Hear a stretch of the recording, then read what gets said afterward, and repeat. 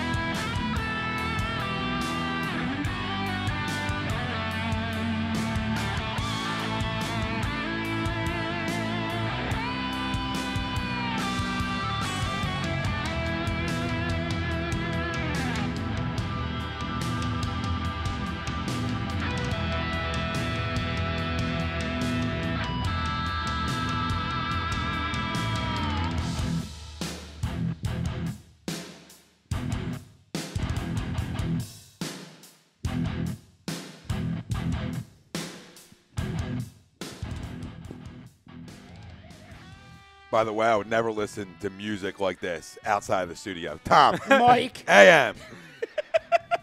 I love YouTube. I hate their beds. HUD Radio. We're live from the Real Talk Studios. It's because you are like the weirdest dude. You're like total. You got South Philly written all over to you, and you get in the car and you listen to that twangy country shit. I do. I'm a problem there. Listen, I used to be a rap guy with Biggie and the Pac, but times changed. Things changed. Country drew me in, babe.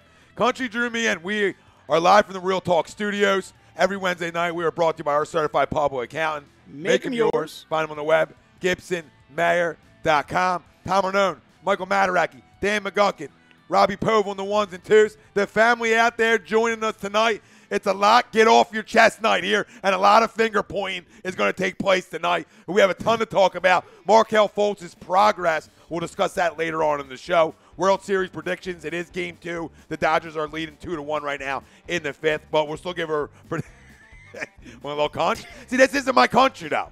My country's more to pop. You know what I mean? I'm almost like a chick. I tell you, I drink chick drinks when I go to the islands. You know what I mean? I'm not soft at all. I'll lay dogs out. I'm just saying, there's a soft side to the dog. There's soft sides to every dog. You have a dog that's vicious as shit, but he'll still come up and give you a little rub. You know what I mean? and still like when you rub his belly. You know what I mean? Like, so there's soft and there's tough dogs. Oh, Greg's not even here. You're the goddamn problem tonight. I might be. Barnett headed to IR. Obviously a major hit for this defense, this football team. We'll talk about that. We actually have a second poll question built into that we'll talk about probably the second half of the hour right here on Facebook. We'll get into that as well. Eagles, Jaguars preview, offensive, defensive keys to the game. players of the game, final score predictions, a chance for you to win a couple bucks from us to you. We're here to give you money. You got a screenshot, right? Screenshot, post to A2D Radio, your screenshot, and we'll keep track of it and send you a couple bucks that way as well. But tonight is really, like we talked about, a who's to blame game tonight. A lot of finger pointing, and that ties right into our poll question, brought to you by Scanzano Sports. Find them on the web, scanzanosports.com. Who is more to blame for the Eagles' failure this year? The coach is the players. Let us know. Facebook, Twitter, Instagram, YouTube. A2D Radio is where you can find us. We'll be answering your questions, comments, concerns, positives. We got the Sixers live in here on the studio going on, so we're obviously going to be mixing and matching with a little 10-9-8 talk as we move forward here. And whatever you want to talk about is on the table tonight, like always, family. But, boys, right into the poll, who is more to blame for the Eagles' failures this year? The coaches, the players. Point your fingers. Let us know. I want to slice it down the middle because I'll look at both sides of the ball and I'll say, offensively, it's the players and a lack of execution, more so than the coaches. I do think the play calling is lacking a little creativity this year, but to me, if that offensive line, specifically Jason Peters, Jason Kelsey, and Lane Johnson, just do their jobs, that offense is fine. Defensively, I put that 195.98% square on the shoulders of Jim Schwartz. See, I agree with you on the defense side of the football. Overall, with this football team, this is a player's issue, okay? This is a player's issue. I am so sick and tired of hearing who's not here, right? Mm-hmm. Because there's a lot of big-time vets in this locker room. There's a lot of guys who get paid big-time money in this locker room that should be able to make a ship right. You know what I mean? There's too much talent here. There's the same amount of talent that there was last year here. Okay? And nobody out there can tell me otherwise that there isn't the same amount of talent. Are certain positions hit injury-wise? Absolutely. But that same issue happened last year with different positions on this football team. There's enough big-time players on this football team that the play calling's the same. Things are the same here. So is it the coach's fault that Corey Graham doesn't know what to do on a 4th and 15? You know what I'm saying? To the family out there? Because there's a lot of coaches already coming in here. Is that the coach's fault? Because to me, that's a 10-year vet that needs a know better situation. There's too much of that. There's too many guys who had big years last year that aren't having that same year. I'm so sick and tired that Frank Reich is this absolute genius now. He's an absolute fucking genius. Get out of here, okay? Or D. Filippo is this much of a genius. Stop it. We knew who called the plays here. Let's not run from the fact on who called the plays. Is there something to blame coaching-wise? Absolutely. There's always something to blame when things aren't going right, but it's who is more to blame. Make sense? Right? No, it's not, I'm with you. You know what I mean? Who is more to blame? And to me, these same players are still here and not getting it done. There's a lot of guys on this defense, I don't hear their names too often. Right? There's a lot of guys offensively when we were scoring 30-plus points a game last year that I'm not hearing from. He's one of my favorites, but I feel like Nigel's been invisible this year. I don't even know he's on the field half the time. We crushed Nigel 2 weeks ago, and we'll continue to do so until he starts making plays. Right. Yeah. I'm sick and tired of it. Nigel, are you still out on the gun charge, babe? Like, did you get locked up? Because I don't even see it. Jordan Hicks, I talk about you weekly. Where's the playmaker, Jordan Hicks? Because we're now half year into after that Achilles, not a half a year in, but a year and a half after that Achilles. I need to see a little bit of resurgence now from you. I can't have the same old. Who hit that? Well, JJ. No, that wasn't JJ. Yeah, it was. No. Wait, yeah, it was. No. Yes, no, it was. No, it wasn't. Yeah, all right. Or the Shamit? No. It was Landry. Landry, buckets. Little head fake, side dribble to the left and raise up and knock it down. But, yes, is this an issue with the entire football team? Absolutely, it's an issue with the entire football team. But I'm pointing my fingers right to the guys who are supposed to make plays for this football team. Well, and it's interesting. Before we go over to Danny real quick, I want to throw back a quick nod to the guys on the fix because they actually had a really interesting topic tonight, too, where they said, is this a lost season for the Birds? And I said no, because even if they wind up, God forbid, 500 or worse, or somehow don't make the playoffs, to me, is it a lost season? I don't think it is, because in the NFL, year over year, your players can regress really quickly, especially with age and injury and stuff like that. Oh, shit. So, to me, if they find out that there's guys on this team that just can't play, and they need, to go into next season replacing guys to get back to where they were last year, that's fine. If they use this season to learn about some guys that maybe they don't know quite enough about, I'm good with that. But if they just take this whole season as a mulligan and decide they're going to come back next year with the same slop and try to go, do what they did last year, that's a problem. And that's also not the new norm. Right, but it also ties into what we're asking on who's to blame, because to me, I'm going, like I said, defensively, I can't sit there at a game last week, when you're up 21-7 in the fourth quarter at 3rd and 17 and watch them rush 4 and line 5 guys up across the first down marker and still not keep the guy from getting the first down. To me, Twice now, Mike. That thing happened in Tennessee, too. I was just going to say the same thing. Yeah, they did the same damn thing in Tennessee. And to me, that's 100% Jim Schwartz, and I say it all the time. The only thing that prevents you from doing is winning the goddamn game. Yep, and I think there's spots for it, right? But not the beginning of the fourth quarter. No. I mean, beginning of fourth quarter, you're up 17-0. Stop acting like you're up 34-0 in that football game. Yeah. Like, you still attack. And if you're not getting pressure with your front four is when you need to stop being fucking stubborn. That's when that needs to come into play. Like, okay, maybe I got to tweak some things I'm doing over here. The only time you put pressure besides a 4-man rush in that fourth quarter was the Malcolm Jenkins blitz. And what happened? What happened? Because somebody tell me. Because he jumped up, knocked it down, right? Remember that? Well, look at when he came out the corner and knocked the ball down from Cam. You got to get Cam off his spot. Well, here's the thing. Simple how to beat Cam. Look at our former quarterback whisperer. Andy's out in Kansas City Sunday night. When did he take his foot off the gas? He went for it on 4th down, up 35. Exactly. Exactly. They were up 45-10, and he went for it on 4th and goal at the 3 or 4 yard line. Now, granted, he ran the ball because he wasn't trying to run up the score, but they threw the ball until they were up 45-10. So, Danny, what do you got? I think besides it's ridiculous 3. It is because I was sick. I think most of it, especially offensively, is the players. But I feel like Doug may have hinted at this back in August when none of us really wanted to hear any of it because we were all thinking repeat.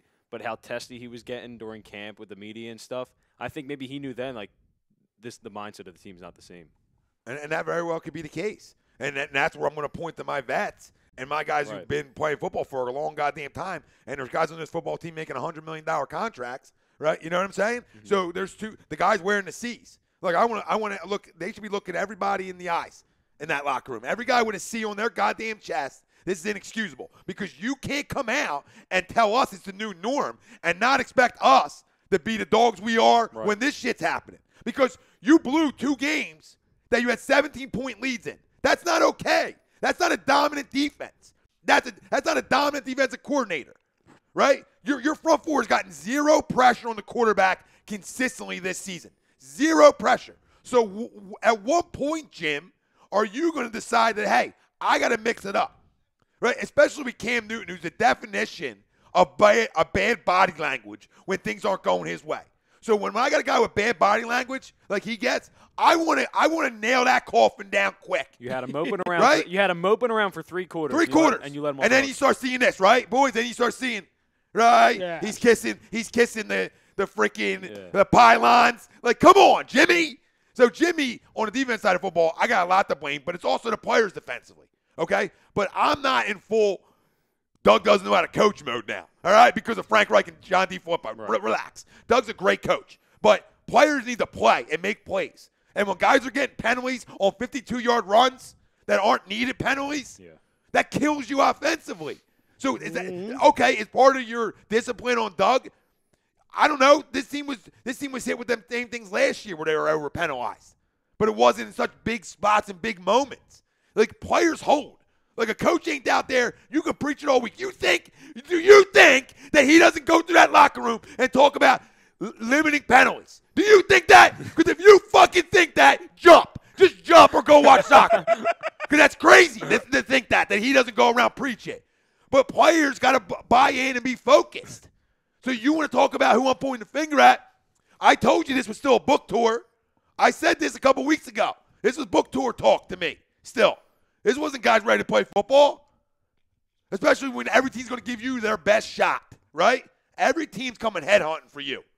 Well, So- it's interesting to me, though. If you look at them all. Getting handsy over here. You look at them all. I got to read off all the comments. Yeah, and we're going. Yeah, and I'm in a mess. We're a mess. The tube's jumping too, but We'll get to everybody in we're 1 getting second. there, yeah. 1 second. We'll read every one. you look at it though. Who seems to you? Who seems to show up most ready to play every week? Could it be the quarterback? Yeah, to me it is. The guy with 10 touchdowns and 1 interception. And if you want to do this, hop to. Yeah. You're worried with the other guys. Yeah, but the quarterback who, oh by the way, wasn't in the Super Bowl last year and is really fucking hungry. Right. Yeah. I see a little bit of hunger from certain guys. You know, Darby, a ton of hunger in New York, but that's Ronald Darby. It's a week-to-week league, Ronald. Like, I can't come with a chip on my shoulder once every 5 weeks, right? If I need the media or other people that get me to be a dog on Sunday, check your pulse and beanbag. Check what's between your legs and if this is even going on. Here's a problem with Ronald Darby. He lines up against an elite receiver, suddenly he's an elite corner. He lines up against a Jabron beats him 9 times out of 10. Double moves his ass too. I mean, and listen, I know guys get beat in this league, but the passion's different week to week. You know what I mean? It's about consistency, right? And it's about your answer and your response to things. Now, I think this team's going to travel to London and respond really well, but we'll get into that in a few. Let me read off all the comments because there's tons coming in. Yeah, it's jumping already. Mike Parker, hi, what up, Park man? David Rosca, hello, what up? What up, Dave? We'll talk hockey talk tomorrow for you, brother. Shaquan Gitters says to the poll question, the coach. Stephanie Hoover says, fam, what up, Steph? Dawn Ormsby, fam, we got a lot of fam hitting. What up, fam? Thicky, Don. Wentz is most to blame. Get a clue, Thicky. I love it, Thicky. Doug Zeke says, Angry Dan. Nice. He loves an Angry Dan. Dion Brown, our brother. What's up, Dion? What's up, Dion? What are we drinking tonight? He said, what's up, fellas? Let's go. Let's talk about it. Let's talk about it. God damn it. Okay. I had to put all that in. Sorry. It's even Facebook with their things. Frank Vasby, I have to be like the little Mexican girl in the Taco Bell commercials. Why not both? Because that's a good one. But you got to answer one. Come on. It's not who is more to blame. It doesn't mean that both aren't to blame. It's who's more to blame. Like, we're come on. Help us help you, fam. Let's not say both because we're not idiots here. We're doing it for a reason. All right, so I mean, maybe semi-idiots, but you know what I mean. If we got to pick a side, I'm taking the players. Me too. Players. Block somebody on the offensive line, make a goddamn tackle in the secondary, and you win 2 more games. Yeah, Mike, you're right. I mean, you talked about it before the show, and it's something I talked about on different shows, is that, where's my all-pro offensive line? Where's my chest out bunch of guys that wanted to put dog masks on last year? Where's this guy? Give great Where is this guy? Give great speeches. Where is this guy? Give great speeches and A, B, C, and D, and everybody is now crowning your ass, rightfully so, but crowning your ass is the best offensive line in football. So let me tell you. So what Doug did might be right, saying the pressure's off. Nobody believes in us because guess what? I feel like this football team is all about a goddamn chip. There's too many guys on this football team that need something else being said about them to play good football. Knock that shit off. Be hungry every time you step on the field because to me, when I win one Super Bowl, I don't want to win just one. I want to feel that as many times as I can feel it. You ask any guy who's ever played in the Super Bowl, they tell you that they want to go experience that over and over and over and over and over and over and over again. That's how winners want it. Winners don't want one and dones. That's not how winners act. You got Stallone coming right now. That's how winning is done. That's how winning is done. Paul Dion says everyone is to blame, every single person. I agree with that, brother, but just pick one. All right? I want to hear what you got to say about it, Dion, because I trust you. Brian Wilson says coaches. Of course he does, you crumb. Mike Parker, blame the leg. John Porter says injuries. Stephanie Hoover said it's everybody's fault. Mark Harrison says injuries. All right.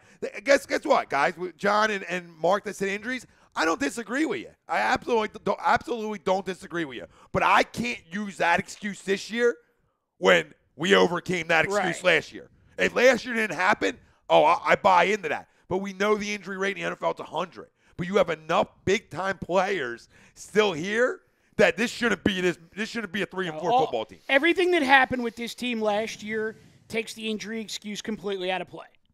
It does. David Navo says players.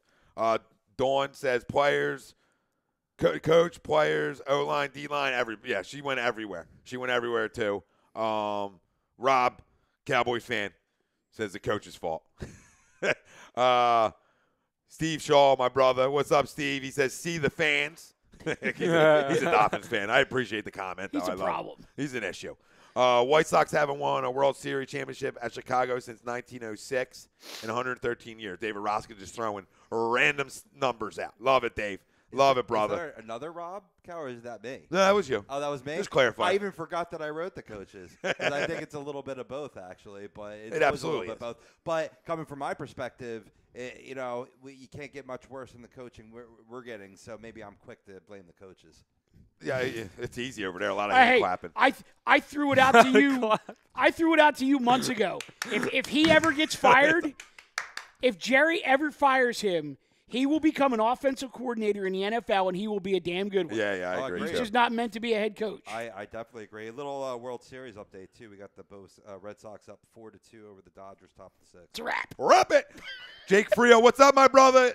Part of an admin over in the Best Damn Eagles group, the real one, not like these fake imitations that I think are running around. But he says, here's my issue. Why is the defense dancing on the field in the fourth quarter? Completely agree with you. Listen, because we're not going to say nothing about last year because you finished fucking football games, okay? I'll go right at your throat when you dance and don't finish. You can't dance, and then where's that energy on the field when guys are missing tackles and not getting after the quarterback, right? You're shimmying, right? You got your Jessica Alba and Honey and shit. But then you can't close. Get shit out of here, man. I'm so sick of the fakeness that I think this football team is right now. There's a lot of fakeness. Like I thought they might be faking the dances. They're like, oh, we danced last year and it worked. Yeah. Now they're like, oh, let's just try to do it again. Well, if you saw last year when they would dance, it would always be in the last 2 minutes when the game actually was over. Why the fuck are they dancing with 12 minutes left? When the other team's over there looking like, are these guys dancing? Angry Dan. Yeah. Are these guys dancing? Nice. Angry Danny. Let's go. Right? And then, Dan, on top of that, like you're dancing and that's the thing. It's like it's a lot of fake bravado. Like I thought Fletcher Cox was smiling in his presser after the game Sunday. Like he said, it's the worst loss he ever been a part of, and I almost thought there was a couple smirks, like where I wanted to choke him a little bit. Like what? You know what though? Like I don't know if that's the defense mechanisms or what, but that drove me a little crazy because I should hear your name 100 times on Sunday. But maybe 100 times. Maybe he was, because if he's gonna sit up there and say it's the worst loss he's ever been associated with, and he's supposed to be a team leader. If his guys don't respond, then you got to go put that right back on him. So maybe the smile from him, the smirk, is him thinking to himself, I'm going to say this right now, and if my guys don't respond in London this week, there's going to be a problem. This team's 3-5. No shot. This shit's going to be. No, I wouldn't say no shot. Their division outright stinks. What? No. I mean, no shot. I think they go 3-5. Oh, okay. I know. I'm just saying if. James Wilder, I thought he was saying 3-5, and you were saying if they go 3-5, they got no shot. No. They still have a shot, which is crazy. James Wilder says, "What's up, brother?" He says, "Poll answer players." That's where I'm at. Players make plays. These are the same guys who made plays last year. These are the same guys that we were putting on our shoulders and walking down Broad Street. These guys haven't changed. Stop with 2 yards of carry LeGarrette Blount this year in Detroit. Just stop. Now, the locker room LeGarrette, completely different situation, okay? But I can't make that excuse when there's a lot of high-priced, big names, vet leaders in this locker room. I can't use LeGarrette Blount as an excuse on why, it's not the same. I can't. Like I said the other day, I thought our biggest loss offensively isn't even LeGarrette Blount. It's Trey Burton. Trey Burton was a red zone nightmare for teams. He's already got 4 with the Bears with Mitchell throwing on the ball, right? And I just think he's now obviously Dallas I like a lot, you know what I mean? But it's nothing about Dallas. Like I just think Trey is a problem to cover. I think guys struggle to cover that guy in space. And he was comfortable here. Yeah, but who do you match up against? Right, but here's the thing with him. I don't think he's great or anything. I just think he fit well here. But he knew. I mean, the problem with him here, and I believe me, I love the guy to death. The problem with him here is basically that him and Zach Ertz played the same position, and Zach Ertz isn't going anywhere. No, and I completely understand that. But then, okay, if Zach Ertz isn't because you look what he did though with all the teams that were after him. Look what he did. He went to a team that's got a young quarterback and no tight end, so he was pretty much guaranteed to start.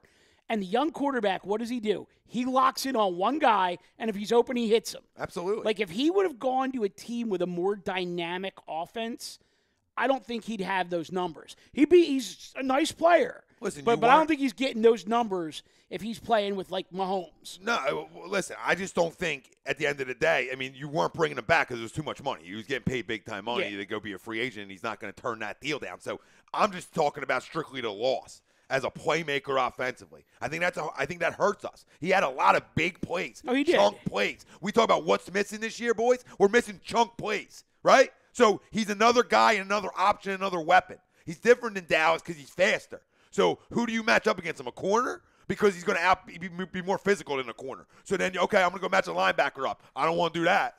I want to do that. So you really are in a tough position defensively because of how deep, the talent was out there with Alshon, Ertz, Burton on the field, and Nelly. Now it's like, well, who do I pick? Yeah. Right? And guess what?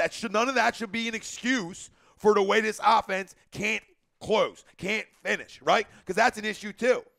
Too many big-time holding penalties. We talk about the 52-yarder that Smallwood had. That's a backbreaker when you hold right there. You know what I mean? That's a killer. So is that Doug? No. So, I mean, there's a lot of things going on. You got something over on YouTube? There's a ton on the tube. Sixers now tie game. Unbelievable. Yeah. Philly Feet says, let's talk about it. Let's go. Andy Ritter. What's up, guys? Nothing wrong with country music. Two-Gun Tommy, man, the team is taking some hits with injuries. He also says it's the entire team. It's on both sides of the ball. Bryce Blackwell says the players, he blames the players, but the coaching hurts too. Howie's got to make a move. Me of everything. What's up, boys? Howie needs to make a move yesterday. A week ago.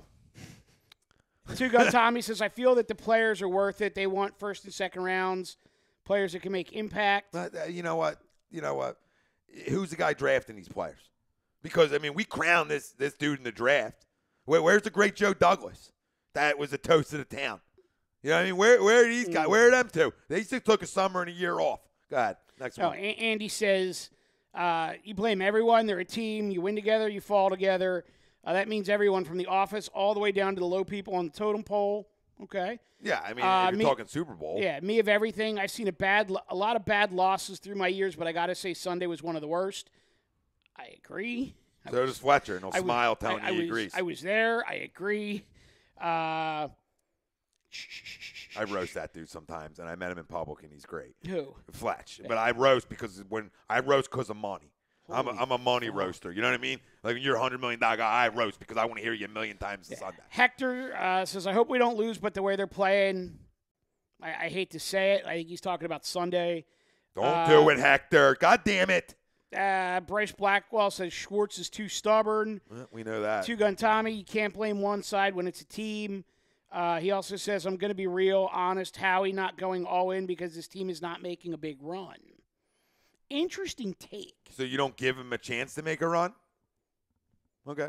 Or you know that this season might be the quote-unquote Super Bowl hangover, and you're saving all those high draft picks to retool next year. So then you got to go back and delete every video you made, every presser you did, and you and your head coach. About the new norm. Yep, you have to delete it all. You have to go delete it all. All right? You're the CIA. You need CIA to come in. We're deleting shit. Are you kidding me? You can't say that and then sit on your hands. It doesn't go both ways, right? You're either all in to go back to back to back to back to back, or shut your mouth and accept the trophy and say some other crazy things and keep the new norm or the gold goddamn standard out of your mouth, because you owe it to your quarterback who came off a major injury to put playmakers around him right now. You owe it to him. Fly high 808. Fired up. 17-0 in the third, 21-17 at the end. Whose fault is it truly? Two-Gun Tommy says, I read an article saying the same thing. It's a waste of draft picks if we're not a contender, especially if we lose Sunday. Two-Gun Tommy, a number one corner is not gonna win us games most of the time. Why is that? I would love to know. I'd love to know some more about that. Me of everything, never should have brought back Sproles and Peters. I agree, brother. I absolutely agree. Two-Gun Tommy, more focused on winning the NFC East right now. The way this team is playing right now, the East is an accomplishment. Agree. No, absolutely. So then how do you sit on your hands? Me of everything, this is what you were talking about, the book tour. They all think they're hot shots and they're not hungry anymore. Two-Gun Tommy says they're keeping Band-Aids like Peters and Sproles. They do have a lot of injuries. Todd Womack, Philly Dilly guys. What's up, Todd? Bryce Blackwell says Burton. He was talking about your comment. Me of everything. I'm sorry, I love 11, but Wentz could not have looked worse in that final drive. All right, great. So he blew one drive. First of all, if they don't take a blatant pass interference penalty, he hits Alshon Jeffrey with a freaking P. They score a touchdown, they win the game. Now, granted, does he need to execute better when they walk off the yardage and he's got the ball in the red zone? Yes, absolutely. He's not the first quarterback that's missed a read, ever. And let's not forget, you and I talked about this earlier in the week. He is in game 34 of his career. Mm-hmm. Kid's not even played 50 games yet. He was the odds-on favorite to win the MVP last year. Probably would have if he didn't get hurt. And this year, he's got a Swiss cheese offensive line in front of him. So does the quarterback have to execute? Yes, absolutely. I will not go against you on that. Let me ask you a question. But you can't put it on him. Well, since, who is Peyton Manning a choker to you? Not clutch to you guys? Hard to say. He didn't win as many Super Bowls as he should have. Yeah. Okay. He lost a lot of big games. Mm-hmm. Okay. How about this? The most fourth-quarter comebacks in NFL history since 1960. You know what I'm saying? That's how crazy this league is. Yeah. Because you're judging the last play. Like, you have a forget in you. Like, people have forgets in them. Like, you know what I mean? Like, this kid can play. Like, okay, he looked bad on that last drive. Like, that's going to happen. Like, that's going to happen in this league. Guys get paid to play on the other side of the football, too. Right? So that's going to happen. And I'm not sitting here saying he can never be criticized or ripped, but I don't think this year's the year you ripping him. Because, like we talked about, the one guy that looks like they came to play this year is him for the most part. And the second part, he's coming off an MCL, ACL. They're big-time injuries. And he came back early for the guys around him, right? Came back early. Worked his ass off to get back here. Where's the offensive line to get his back a little bit? Well, this is interesting, too. Tommy Two-Gun follows that and says, I think Wentz's problem is that he didn't play in the Super Bowl and he's trying way too hard to force things, which to me makes sense. I don't think that, But you didn't get to join the party last year, so now you kind of want to create your own. I could see how that might be a factor. Yeah, but listen, I would buy in that through picks. He's been so efficient this year, though. That's why I agree. Like smack me in the mouth for a second here, because the guy's thrown one interception. Right. Like, are we on the same page?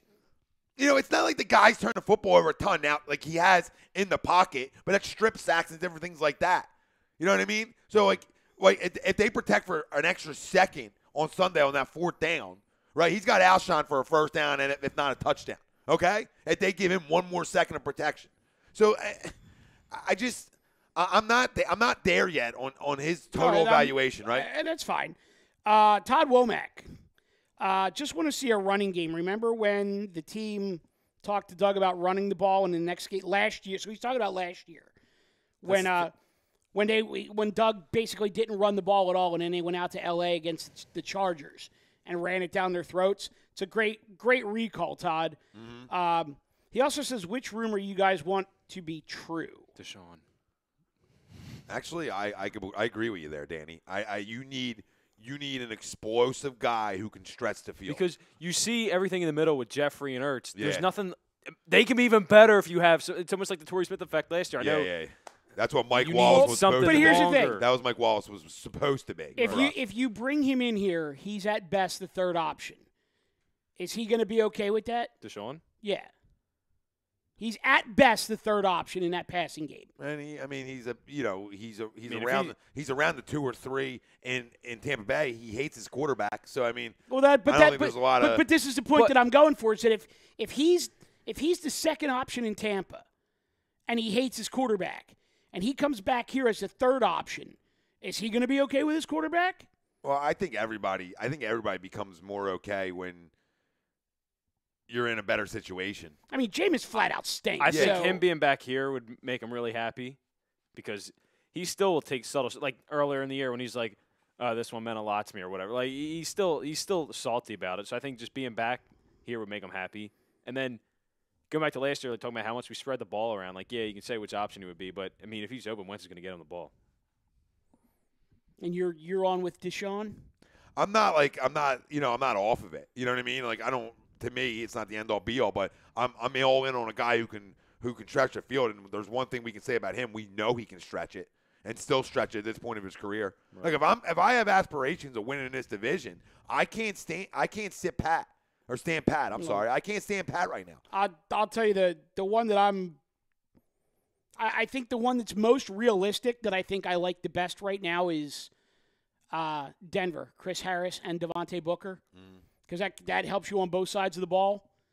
I like that one a lot. That'd be pretty, yeah. Me too, because I think Chris Harris is better than Patrick Peterson anyway. And I think Devontae Booker is wrongfully buried on their running back depth chart, which, I mean, Phillip Lindsay was a find and good for them, but there's no way he should be behind Royce Freeman too.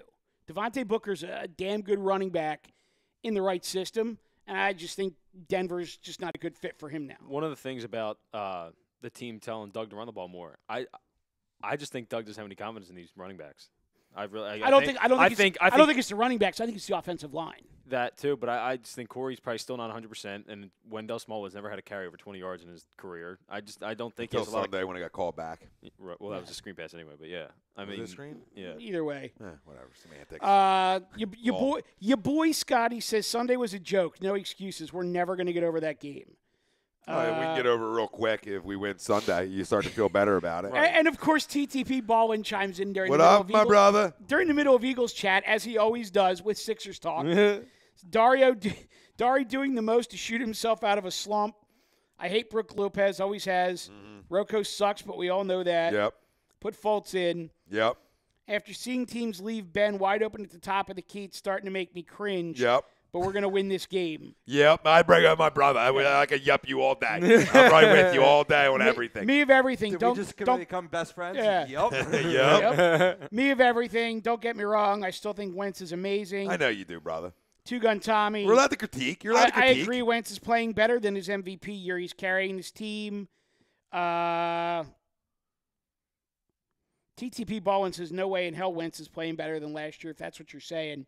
Actually, numbers-wise, he is. Right. Wins and losses, he's not. No. Over on Facebook real quick. Go ahead. We're just about caught up on the tube. Go ahead.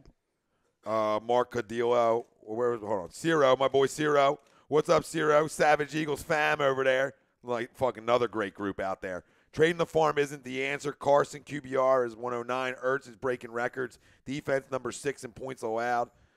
That defense number 6 in points allowed is the biggest bullshit stat I have ever seen. Yeah, if you do go by points-wise, Eagles were number 1 last year. Yeah.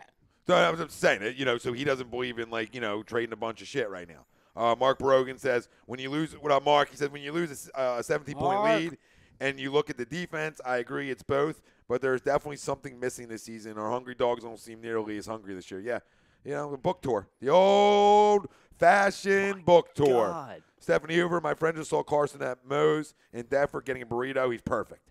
Doug Zeke says, good call, Mike. Harris, Booker. Shaquan says, Stephanie, everybody is off sometimes. I guess he's talking about Carson. Rob says, Chris Harris will be better than Peterson. This team misses Patrick Peterson. I think Harris is better to me. He's more physical at this point of his career. Not that I wouldn't take Patrick Peterson. No, I wouldn't. I would take either or. Rob Brinkman says, given a choice, this team's biggest need is running back. Howie needs to make something happen. And that's sort of what we're talking about. I thought, listen, at the end of the day, you didn't make splashes last year during the deadline, nor do I expect splashes to happen. But, the L.A. Rams went out this offseason and went all in. And you had a lot of returning guys. But did you really go as all in as you could have?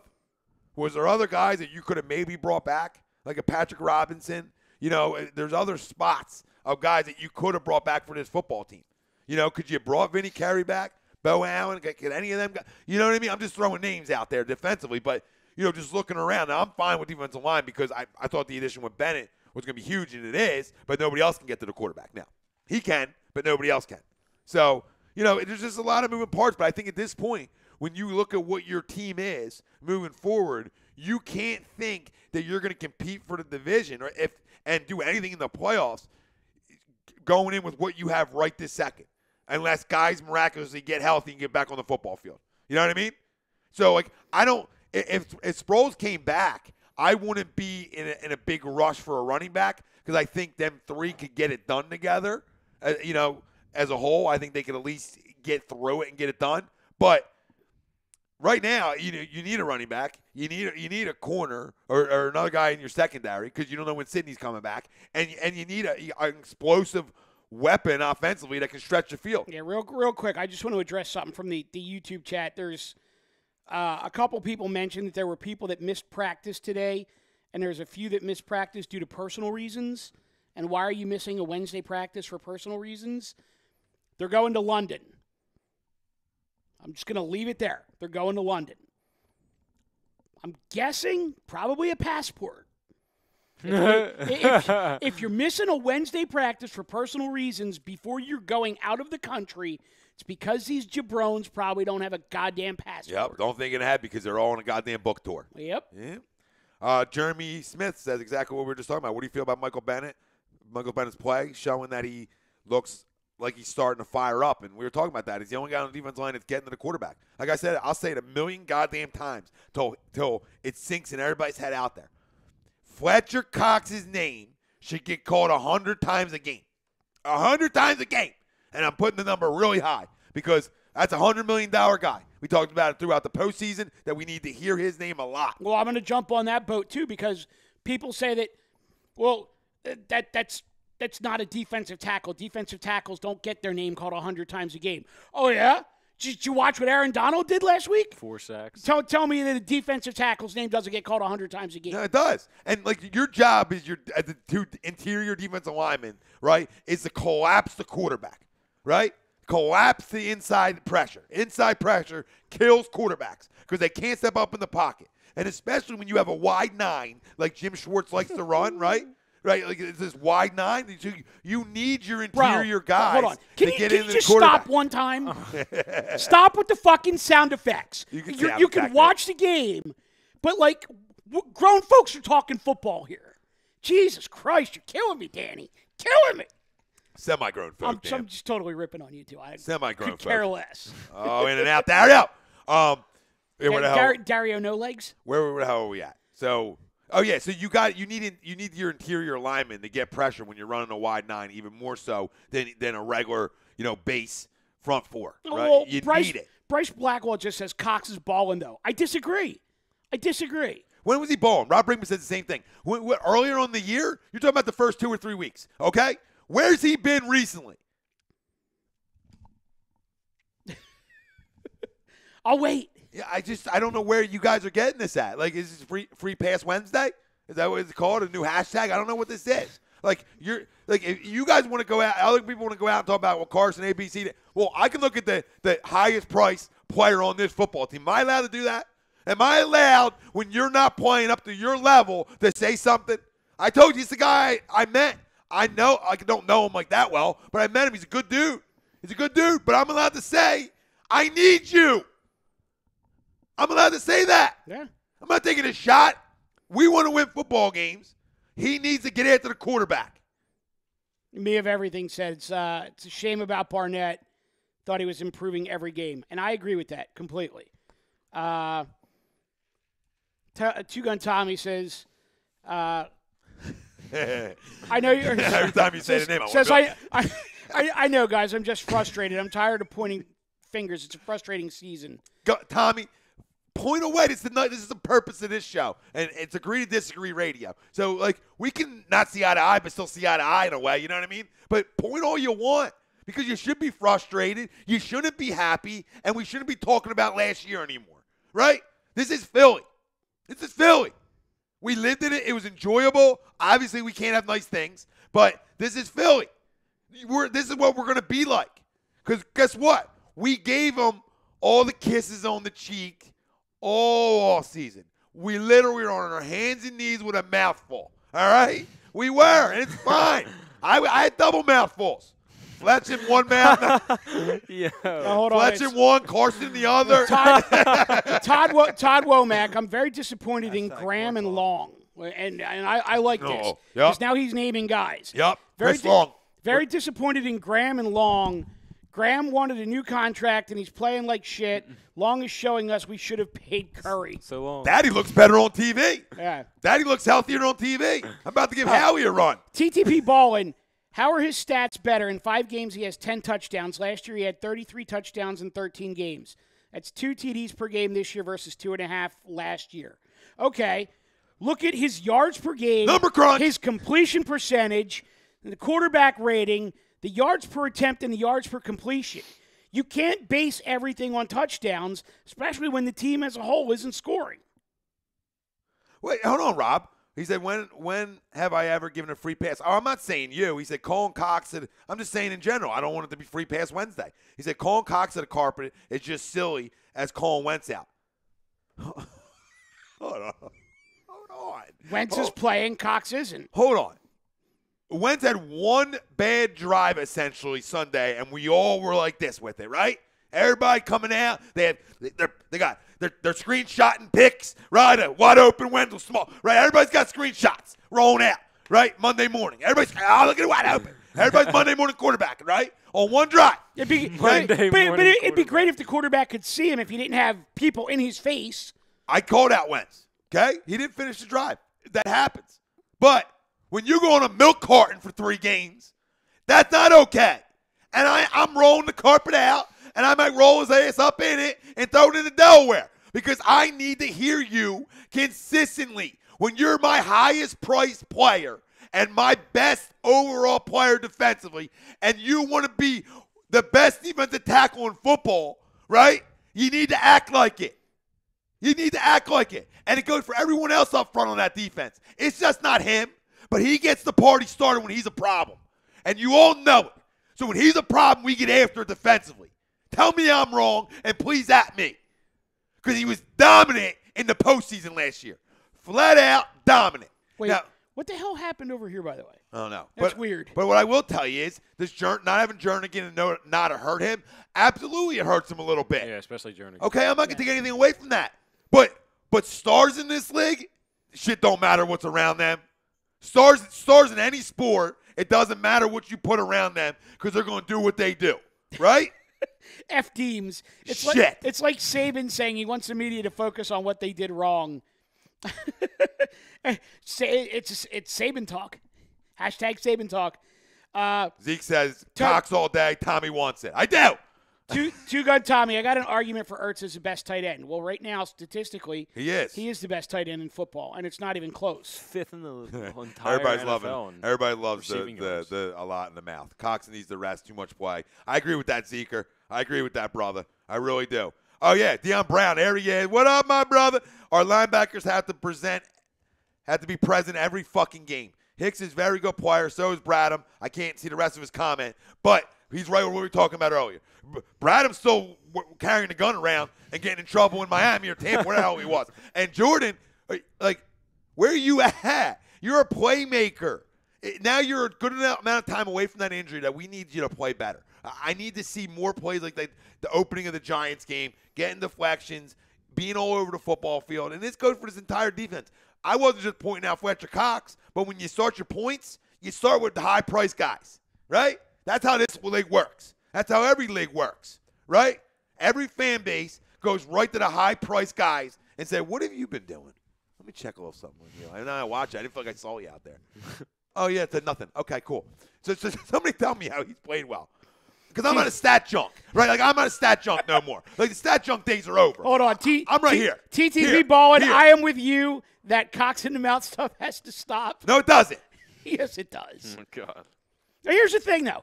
To your point, you go to any business, like any business at all, if that business is not performing, like corporate-wise, do they come and they talk to the low man on the totem pole? No. They go to the high-priced managers, and they want to know from the high-priced managers why they're not performing, and then they'll work their way down from there. So if a football team is not performing, I'm going to the coaches, and I'm going to the highest-paid guy on either side of the ball. Absolutely you are. And that's what I'm common sense. But it's like, people love guys here, and it's like you're not allowed to say nothing bad about certain guys, right? And I think Fletcher Cox is one of them guys. Like, I love Fletch, but there's times he goes a little missing. This is great. Todd Womack says, it's funny when Foles was playing, we were dying for Wentz to come back, and now morons want Foles back out there. Really? Yeah, Wentz had a bad read, but let's not act like Smallwood has great hands. I want you all to do me a favor. Foles does have bigger paws. But I want you all to go to whatever stat site you like. All right, I want you to go pull up the box score from Sunday's game. And somebody please at me and tell me I was wrong. $100 million. 2 total tackles. 1 solo. Time's yours.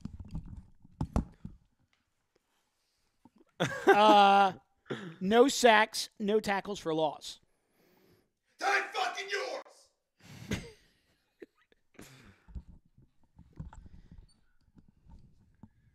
That's like a mic drop when you have a headset. It was semi. I almost got him walked out, but there was like cords, and I'm fucking going to trip and hit my head.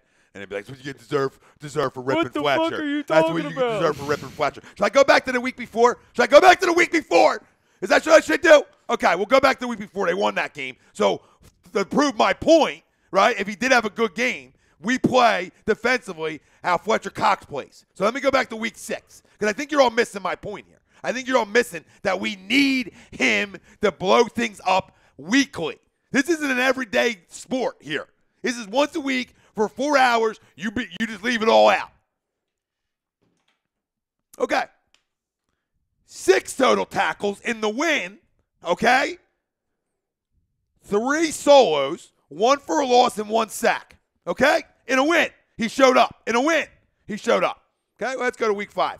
Let's scroll on Mr. Milk Carton every once in a while. Some guy that you don't even think he came out of the locker room. I didn't think he was on the field Sunday. Week 5, you mean a game that they lost? Yep. I didn't think he was on the field Sunday. Oh. Oh, my, love it. I love it being freaking right about shit. Fletch Cox against the Vikings. So this is now 2 out of 3 weeks. 1 total tackle, which was a solo, and nothing else. And nothing else. Go. You know what? Go to Tennessee. So hold on real quick, Mike, before we go there. That's 2 home games where he was invisible. Invisible. Which doesn't make sense at all. Nope, not at all. Okay? And don't tell me too many snaps right now. Do not tell me in week 7, 8 of the NFL season we're talking too many snaps. Please. Because that's when I start throwing bows. Snap talk. Snapgate. Box score. Let's see here. Let's go to Tennessee. Oh, there you are, little baby, all the way down with 2 tackles and 2 total tops. No sacks, no tackles for losses. So that's Go to Tampa. 3 out of 4 weeks. 3 out of 4 weeks. You going to sit here and tell me I'm calling guys on the carpet? Absolutely I am. Absolutely. And this is a guy who said he wanted to win Defensive Player of the Year. Absolutely I am. Week 2, Tampa. I love Rob too. Rob, I love you, brother. But I'm just gonna fucking come here. You want week 2? Yep, I want week 2, All Tampa. All right, we'll skip over a week because I'm sure he didn't show up. He had 1 sack, I remember. I don't want to know what he does when they win. I want to know what he does when they lose. No, I know. I'm saying he had a sack against Tampa, I remember. Did he? We'll find out in a sec here. Where do we got defense? There we go.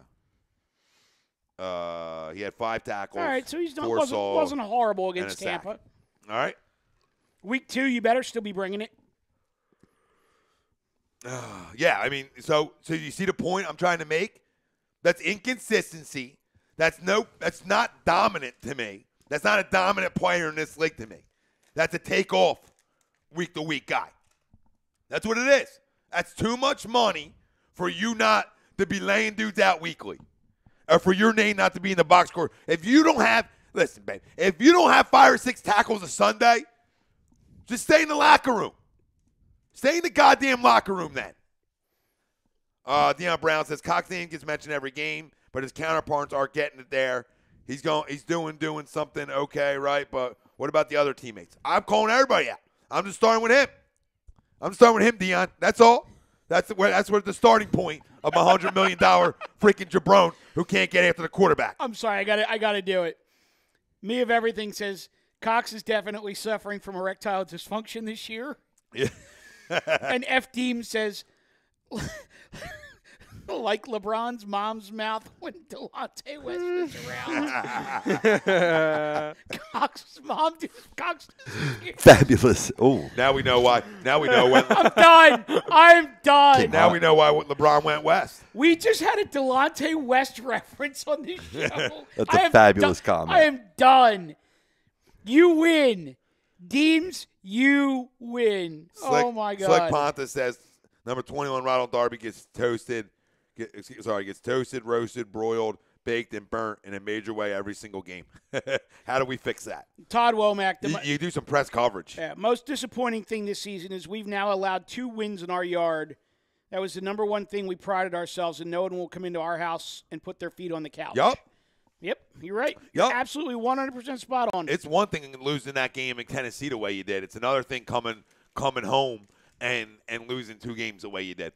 You know what I mean? When you talk about being a dominant defense and one that's a top 5 in the league at home, this is why I'm calling out Fletcher Cox and all the boys over there. Because guys who made plays last year aren't. So back to the poll question, who was more to blame for the Eagles' failure? It's simple. It is the players. They're not getting the job done like they did the year before. Brandon Graham deserves blame, and you wonder how that ankle really is, right?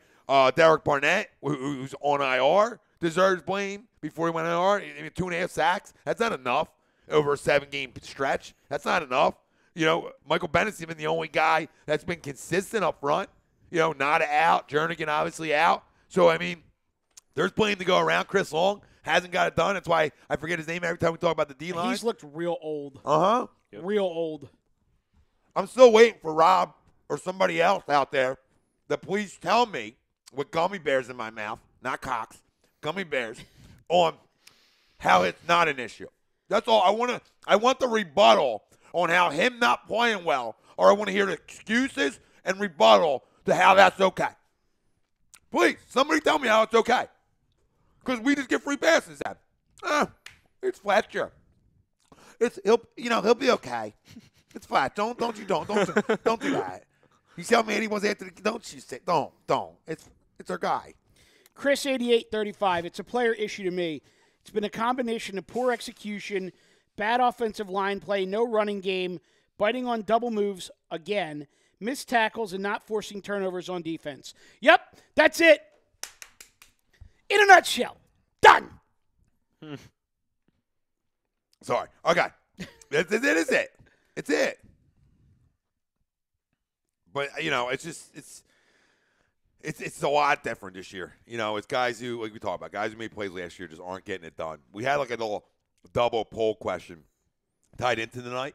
I want to read it off real fast, let people chime in on that. I want everybody to know when we head to the other side, I want everybody to give their predictions, their score, offense, defense, player of the game, chance to win money here. All you got to do is screenshot it, or send it to A2D. You want to take the break, I would say you want to give the other question, take a break, let them think about it for a couple minutes, come back, we'll get the answers. And then we'll have everything on the other side. Boom. All right, so that'll work. So the poll question on the other side, a little double poll tonight, is Two-gun Tommy. We got you, Tommy. Get in here. Get in here. You stop. We're handsy now. Everybody's handsy. We talk cocks and mouses, and now things are all out of whack. With Derek Barnett on IR for the remainder of the season, I'm a married man. I can talk cocks in the mouth all day because it's not really happening. Where was I at? Okay. Eating a bag of dicks. Yep. All right. Thank you. With Derek Barnett on IR for the remainder of the season, who will fill his role as a key outside pass rusher for the Eagles? Michael Bennett. Is he jumping outside? Josh Sweat. Is he going to get to play? Trade acquisition. Does this cause Howie to bump defensive end up the shopping list? Or other. And you can, again, let us know. Facebook, Twitter, Instagram, and that YouTube. other better not goddamn be Chris Long. No, because it's not. I mean, you know, unless you think you can get more snaps and it's going to get him better, I don't know. I don't agree there because I thought less snaps helped him last year. Yeah. He's a little long in the tooth. But what we want you all to do, head over to the YouTube side or right to the website. Doesn't matter. Either or. We'll answer all them questions. You can comment on the poll over there on the other side. And, again, scores, offense, defense, player of the game, and you're going to win some money. All you got to do is screenshot it, put it on A2D's page. Right on Facebook. You can go over to Facebook and just write the A2 day. Boom. Don't inbox. You know what I mean? Come to the page. Post to the page. We want to see everybody right there. So nobody can run from nothing. Show your stuff. Nobody can run from nothing. You know what I mean? So you can do it right on the other side. You can send your screenshots over. Tom, Mike, AM, in the PM. A2D Radio. This segment was brought to you by Gibson Mayer LLC, our certified public accountant. Make him yours. Find him on the web, gibsonmayer.com, as well as our doc, and you got to make him yours as well. Takes all major insurances. Specialized Physical Therapy, LLC, located Princeton, Burlington, Cherry Hill, New Jersey. Dr. Paul Vidal. Have him on every Sunday talking injuries. All right, boys. See you on the other side. Head over to YouTube.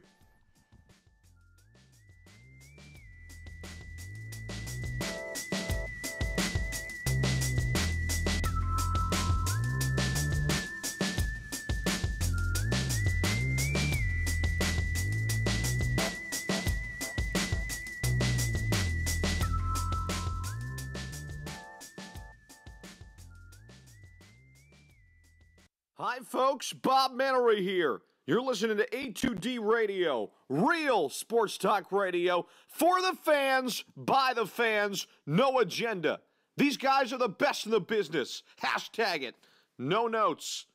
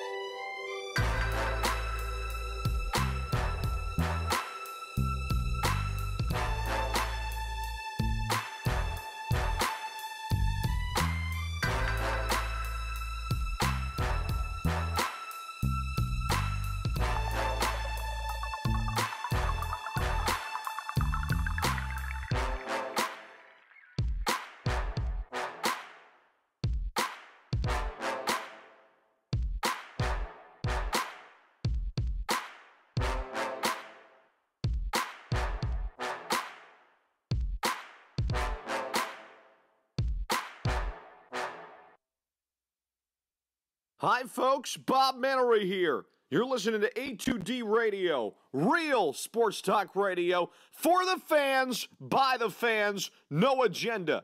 These guys are the best in the business. Hashtag it. No notes.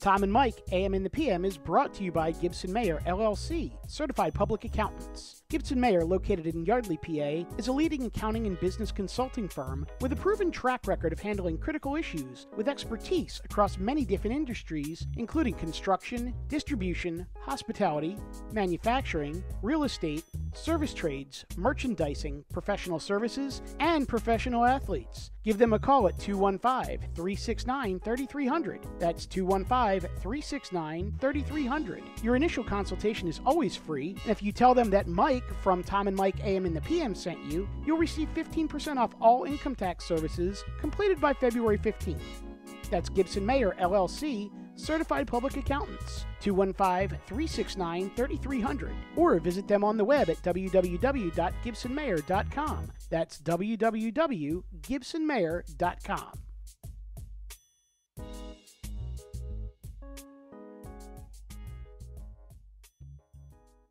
Hi, folks. Bob Mannery here. You're listening to A2D Radio, real sports talk radio for the fans, by the fans, no agenda.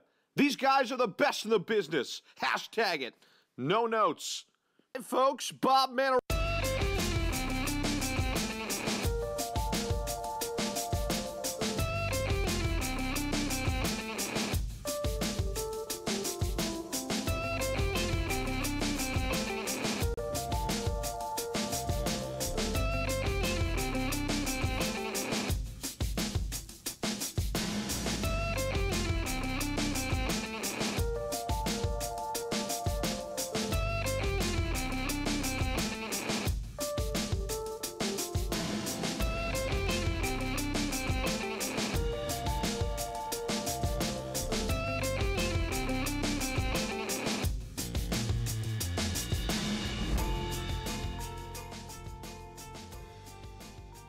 We're back, fam.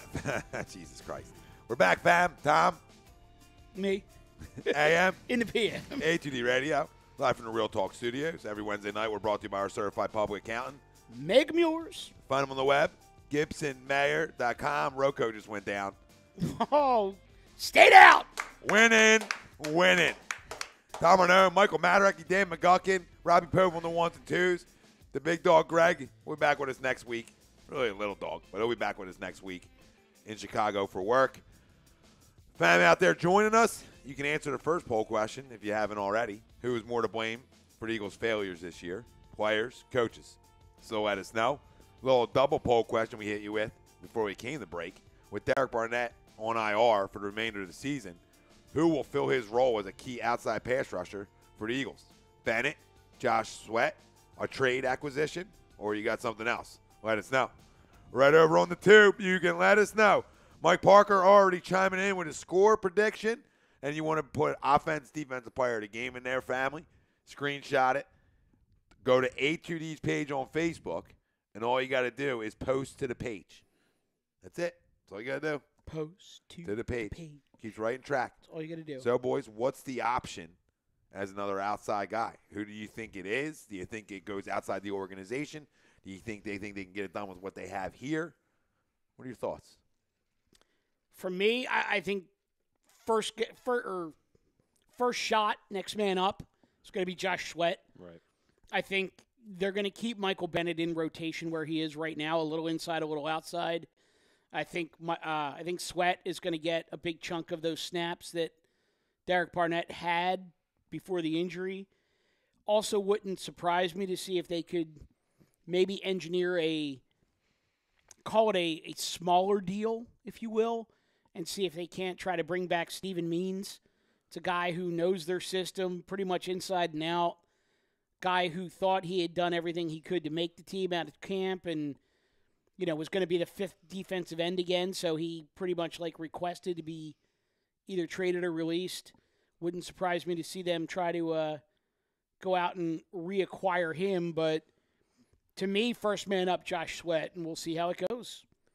Ralphie D over on the tube is calling a loss for Sunday, and TTP calls him a crumb, and I completely agree with that statement. Yep. Two Gun Tommy talking Crumb. 28-17 Birds. TTP stopped shooting Dario. And Ralphie says if Howie doesn't make a move, the season is a wrap. Can I throw out my theory that we were talking about before the show? So, Sixers, real quick.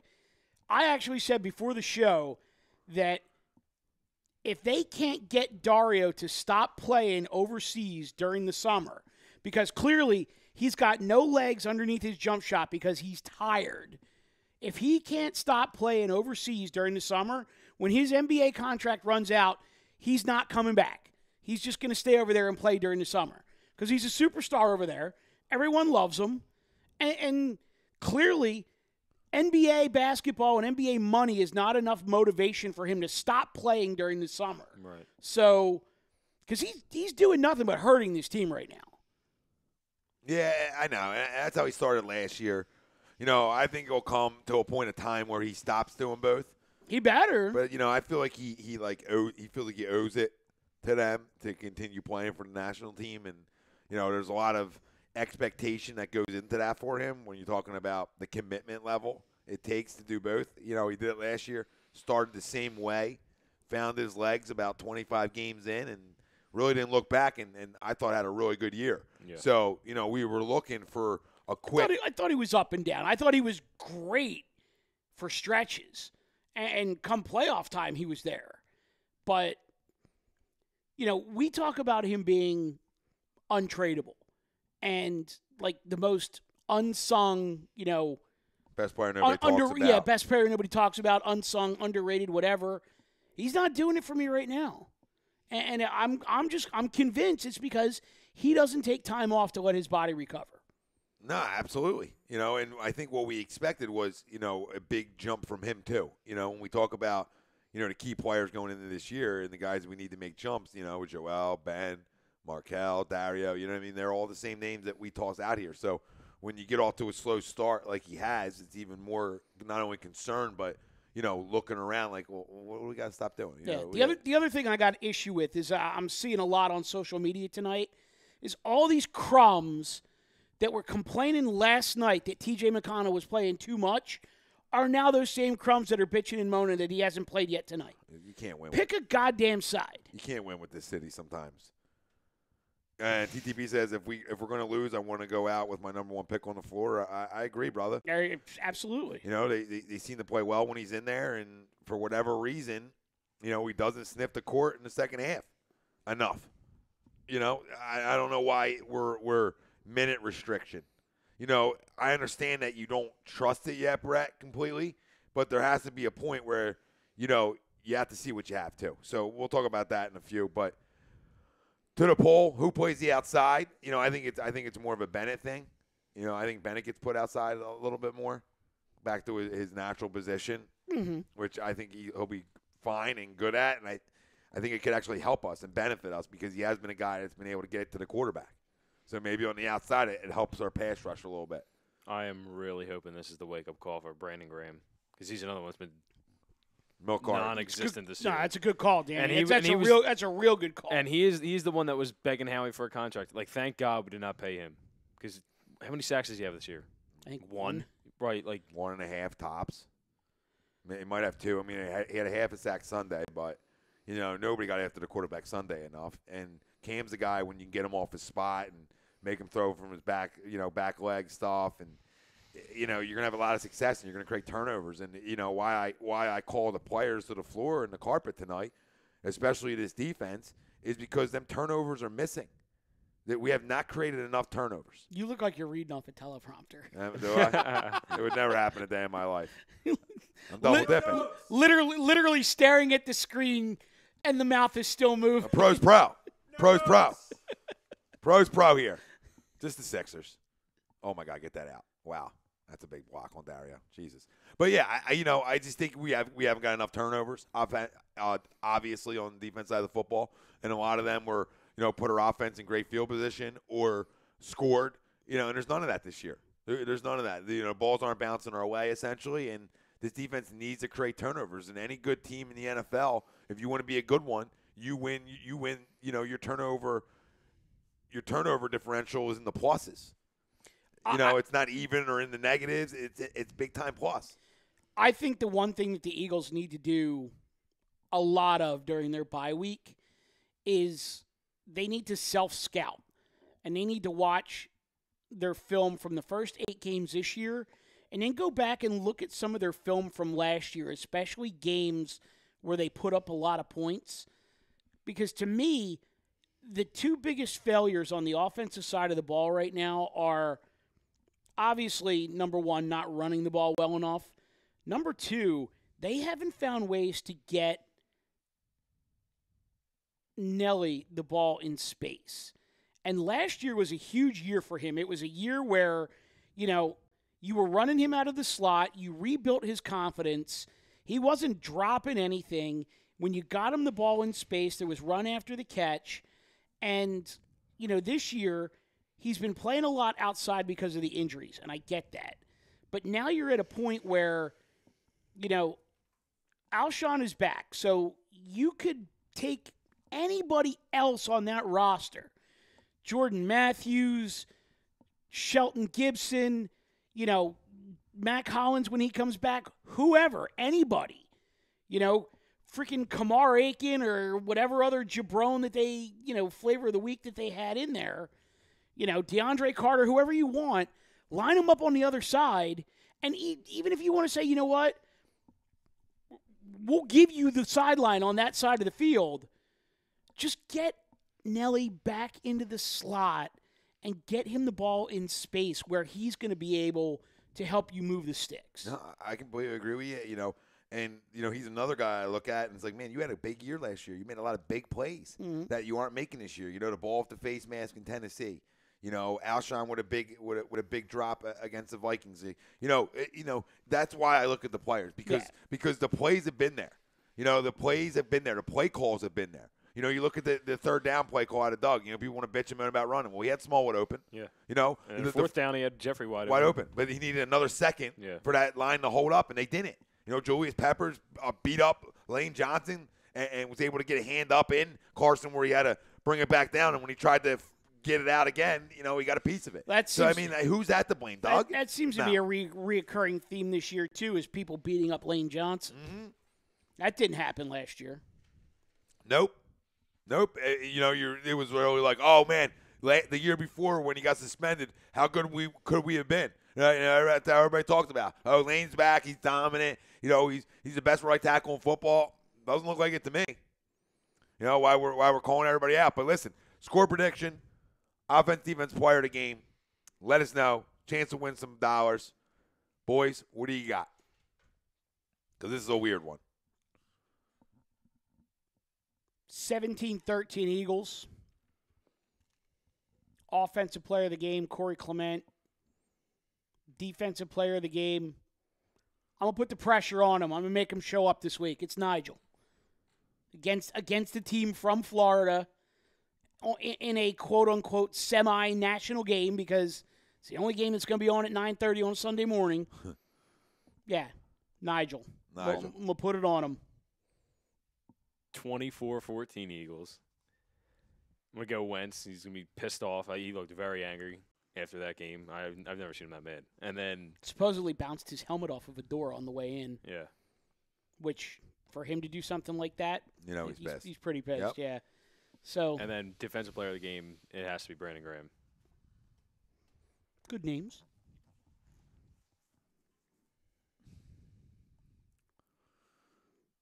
I think people think that we're going to have trouble scoring against them, and on paper we probably should. But I think we put some points up on the board.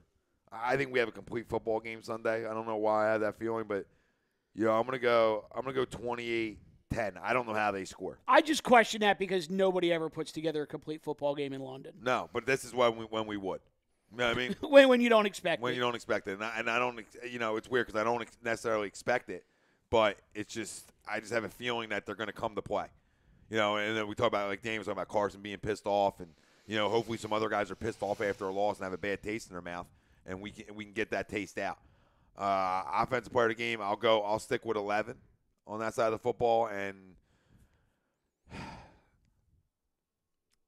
defensively give me Jalen Mills. Give me Jalen. I need my guy. I need some of these guys to make plays. I need some of these guys to make plays. So All I'll right. go to the defense side of the football and go with Jalen. He hasn't made a play all year. So do. Essentially do. All right, gang. There you go. Your turn. Put them out there, screenshot them, send them over. And this game got ugly quick. Yeah, a game you had a lot of control of early on. So, do we want to do World Series predictions real quick and then come to the Sixers? Yeah, absolutely. All right. Danny, what do you got? Red Sox. 5. 5? Yeah. Tommy? I got Sox in 5 too. I think LA will get one at home, but that's it. Robbie, you want in on this? You know it, man. Little update, too. Still 4-2. Top 9 right now. I think the Dodgers in 7. Ooh. That's Oh, bold. the Billy Goat's back. That's bold. Or no, I'm sorry, the Bambino's back. And it's bold, and there's no other reason for it, but I've seen Kershaw pitch in this postseason, and I've seen, even though he took the L in Game 1, he only went 4 in a plus innings because he was finishing off Game 7 the series before. I've just seen a different postseason Kershaw that's embodied more of the regular season. And, I mean, albeit Price has had a great postseason, he held up today really well. Mm-hmm. When you get the second starts of Sale and Price, I think is when the Dodgers are going to get to them, even though they're mostly, lefty-based lineup. I feel like Boston's going to blow it. I really do. And they're in the driver's seat. They're probably going to go up 2-0 after this. But I just see something miraculous coming. See, it's interesting you said that. I'm with you on Price. To me, with Sale, Shit. I feel like the first inning last night, the Dodgers just didn't look comfortable in the batter's box against him at all. Mm-hmm. And then in the second, he lost his command. And the only way he could get his command back was basically by throwing the ball right down the chute. When you throw the ball down the chute against any major league team, they're going to hit you around a little bit. To me, I feel like if Sale has his command, there's some really, really uncomfortable at-bats coming your way. And I think he's got at least 2 more starts in this series.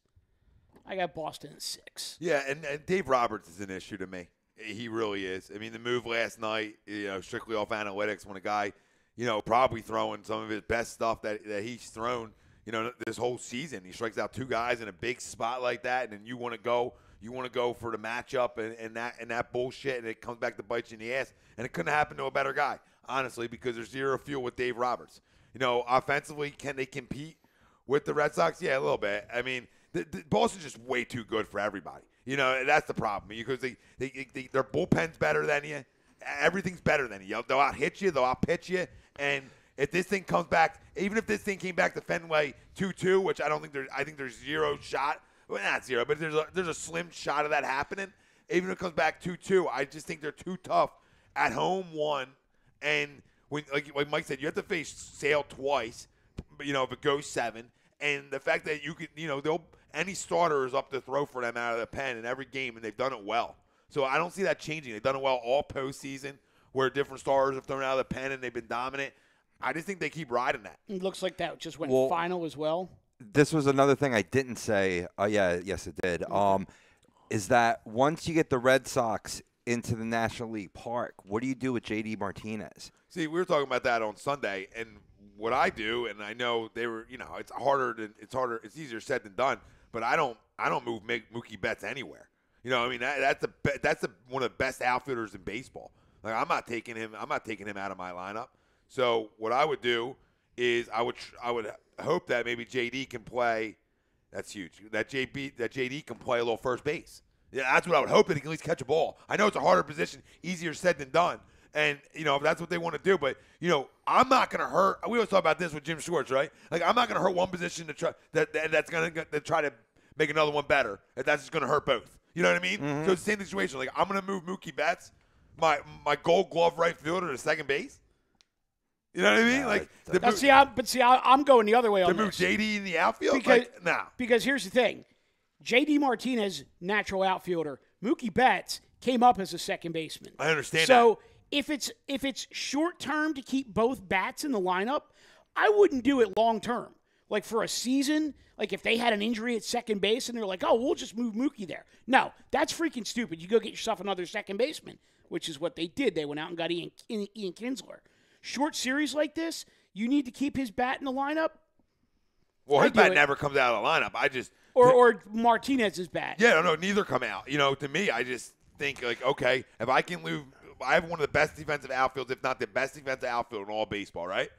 Why do I want to tinker with that? Yeah. Like, I can just go figure out a different way to get him in the lineup. And if that's at first, you know what I mean? Whatever. You know, I mean, obviously Benintendi's not coming out, but who's the easiest one to take out? It's Mitch Moreland.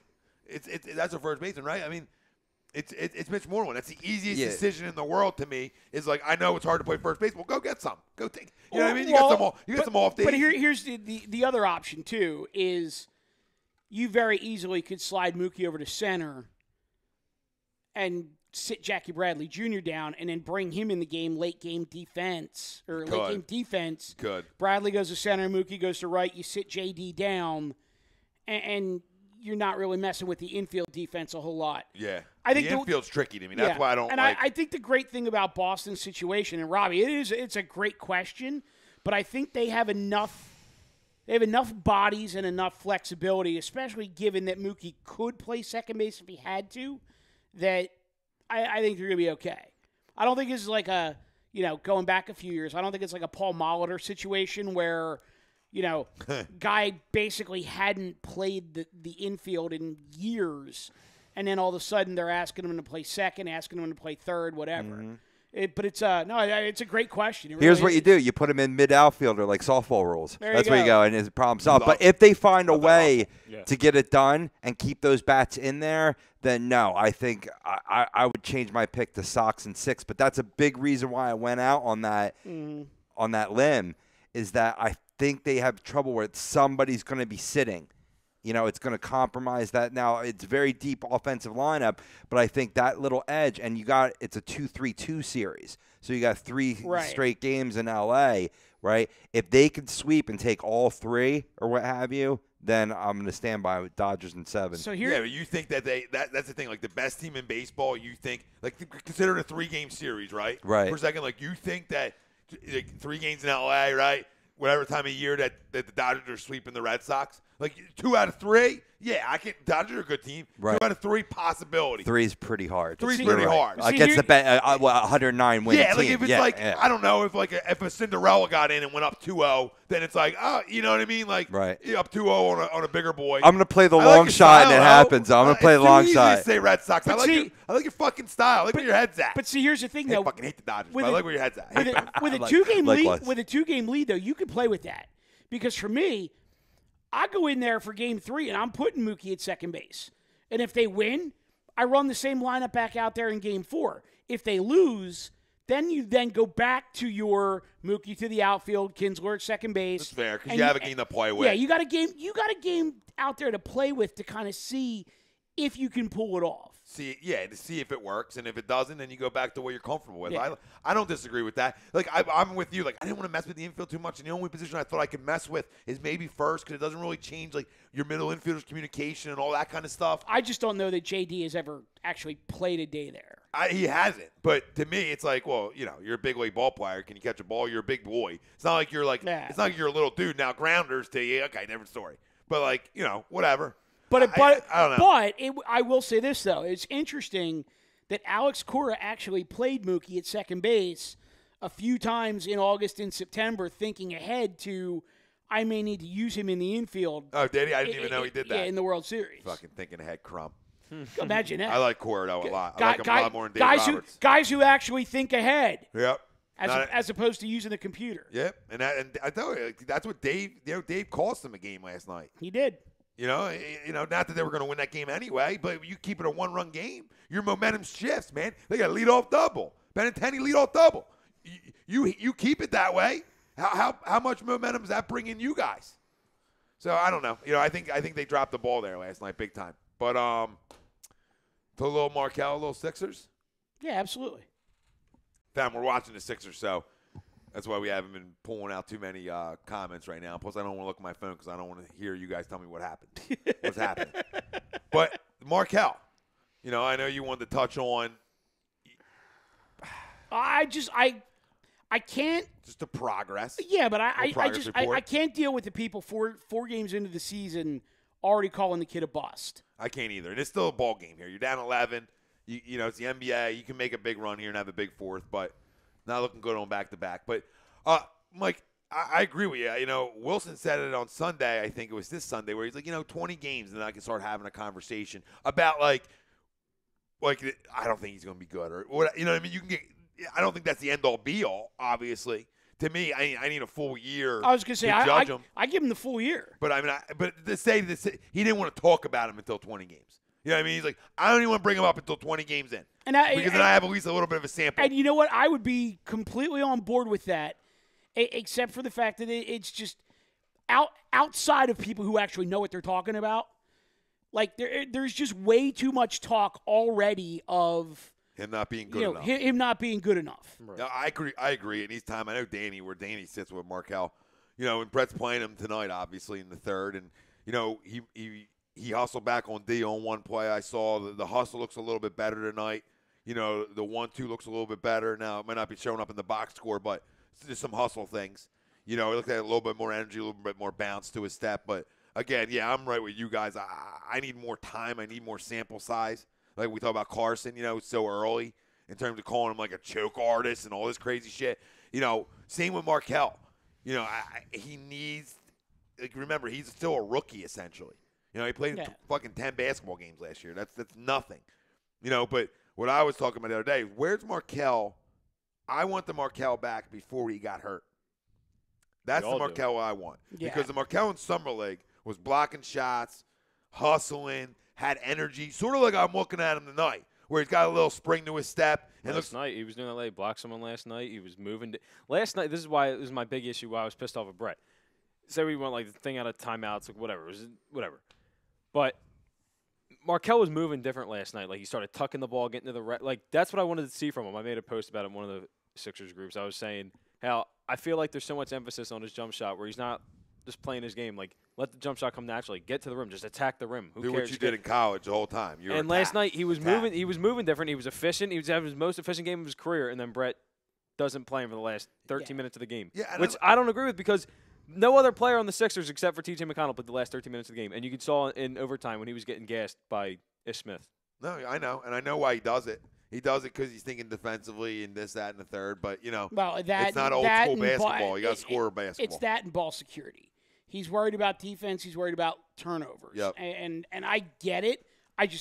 I'm with you, Danny. Like, the only way this kid is going to learn is the minutes. Yep. And he's got to get the minutes early in the season because you got to know by January.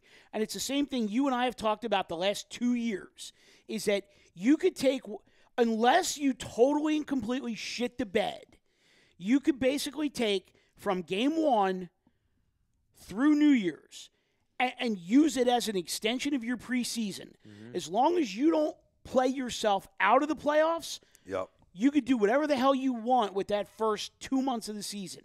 Come January 1, you need to have a rotation, and you need to have guys know their roles. And right now, I think he's feeling that out. I think it's still a little iffy, but he just got Muscala back. He's getting Chandler back, and he's obviously like Markelle's getting a lot more minutes tonight than he did last night, which is great. McConnell has barely played. I don't even know if he's gotten in at all. Yeah, he's played. Milwaukee, I know, is like a complete matchup nightmare for him because of their size. And Markelle is in the fourth right now. Good. I believe. Yeah, he is. He should be. So, I agree. Like, that's what I said earlier in the video I did earlier this morning was that, players didn't get it done last night, all right, in my opinion, in crunch time, essentially. But well, you can't miss 2 free throws. No. That would ice the game, basically, and, No, you absolutely cannot. So, but the thing with Brett is, like, we need to, like, Markelle, we need to see what he is in critical moments. Right, because those moments can't be simulated. No, like I said about Ben last year. Remember when people were talking about bringing him out in free throws in Washington game? Oh my and God. I crushed people? Yeah. I said, no, dude. He needs to get through it. Yeah. So when the playoffs come, he's in the pressure fucking situation. Right. Like, wake the fuck up. But, Danny, to your point. And that's the only negative I have about Brett Brown right now, okay? I don't have any others. I'm tired of the timeout shit because I watch him call up plays that are good plays that guys don't execute. I watch it. I see my it. big knack with him is People are like, oh, he doesn't call plays. He absolutely calls plays. My big thing with him is just his rotations. His rotations have always been really weird. But also that rotation that's been really weird is he had the best starting five efficiency-wise in the NBA last year. I know, but so I'm you talking got to off give. the bench, No, I understand, but you got to give him. But also, how good has the bench really been? Like before we got Bellinelli and Erskine, that bench was bad. Yeah. So I was gonna say, tough to like crush his rotations when he's only got so many guys to go to. Right now, at this point in the season, do we want to crush Brett, the coach, or do we want to coach Brett, who was the GM over the summer and didn't really do a whole hell of a lot personnel-wise to help his basketball team? Well, I think that's where Chandler comes in so much for you. You know, Moscato can do a couple things. He's okay. He brings some energy. Another big guy off the pine. But I think Chandler brings you that wing guy. He's tough. He can score the basketball. He's going to be such a big addition. He's to a this. dog. Yeah. You need a dog. You need some dogs. He's almost like he's a poor man's Jimmy Butler, right? You know what I mean? He can do a little bit of everything. He's tough, but he's not Jimmy Butler. You know what I mean? He's a poor man. See, this is the thing that – Damn it, JJ! But this is the thing that annoys me about this team is that they all have the green light to shoot the three, and they just take way too many of them. Yeah, and that's the whole league. Yeah, but Danny, to your earlier point though about Markelle and the jump shot and playing last night the way that he should be playing, I think the problem early on the first few games is that all you heard about all summer was how many jump shots he took every day, every week, whatever, and teams were basically playing off of him, daring him to take that jump shot. I know. But the reality of it is that even if they play off of him and dare him to take it, he can still get to the hole. Well, right, which is what I'm saying. Play your game. Yeah, right. Just play your game. If the jump shot is there, take it. But if you still think you can beat a guy off the dribble, don't just settle for the jump shot because it's there. If you can beat the guy, beat the guy. Be Ben in a way where he never shoots it, but shoot it still. Be the aggressor like you were in college. Yeah. You know what I mean? You can create so much on your own. Be that guy. He sucks. You can't kick the Ben for that. You have to kick the Joe for it. Isn't that terrible? Well, you know what I mean? Right. My Good whole board thing there. is, do you want three the easy way or the hard way? Are you gonna rely on your rebuilt jump shot to knock down threes, or are you gonna beat a guy to the basket, get fouled, convert the bucket, and make a free throw? Because to me, I'll take the bucket and the free throw all day. Mm-hmm. Me too. But, and I think that bucket and that free throw bring energy to a basketball and team confidence, too. yeah, absolutely. The threes became like commonplace now. Like everybody can shoot threes, or at least attempt them, right? So it's like I think that's the difference. What we loved about Markelle and what I loved about him in Washington and everything I watched about him was how aggressive he was going to the basket for a guy who had no problem going up into the trees. You know what I mean? And almost like AI, like no fear. And had a lot of like I want to say like that's not a foul. That's not a fucking foul. Was that him with the driving dish, or was that Ben? Ben. I mean, how is that not a fucking foul when the ball goes up in the air? You fucking clowns. But yeah, boys, I just there's a lot of time. Obviously, so much time in this basketball season, and I'm not running from believing this team can be a 1 seed. I'm not running from that anytime soon. I'm really not. I think what we talked about before, Mike, what you talk about.